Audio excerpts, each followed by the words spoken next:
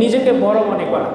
আল্লাহর হাবিব সাল্লাল্লাহু আলাইহি সাল্লাম সহিহ মুসলিমের বর্ণনা, তিনি বলেছেন, বিহাসবি ইমরিইম মিনাশ শাররি আন ইয়াহতারা আখাহুল মুসলিমা, একজন মানুষ খারাপ হওয়ার জন্য এটাই যথেষ্ট যে সে অপর একজন মুসলিম ভাইকে অযথায় অনথায় অহেতুক অকারণে তুচ্ছ জ্ঞান করে থাকে।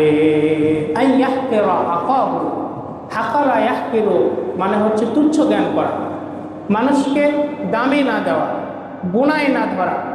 আইয়াহকিরা আখাহুল মুসলিম, সহিহ মুসলিমের বর্ণনা, আল্লাহ রাসূল বলেন যে হাসবি মিনাশ শার, একজন মানুষ যে সে খারাপ মানুষ এইটা হওয়ার জন্য একথাই যথেষ্ট যে সে তার অপর মুসলিম ভাইকে অযথায় অনথায় অকারণে তুচ্ছ জ্ঞান করে, গোনায় ধরে না। কি করে না? গুনায় ধরে না। এরকম মনোভাব মনের মধ্যে পোষণ করে রাখা এইটি ঐক্যকে বিনষ্ট করে। এজন্য নিজের মধ্যে এই অহংকার বোধ এটিকে দূরে সরিয়ে দিতে হবে। আমি সব এমনটি নয়, মশওয়ারাটাও কিন্তু এই জায়গা থেকে আসে। মানুষ মশওয়ারা কখন করে না? যখন নিজেকে সর্বা মনে করে। কিন্তু যখন অন্যকে তুচ্ছ জ্ঞান না করে অন্যকে প্রাধান্য দিতে যায়, তখনই কিন্তু নিজের অহংকার বোধটাকে দূরে ঠেলে দিতে হয়।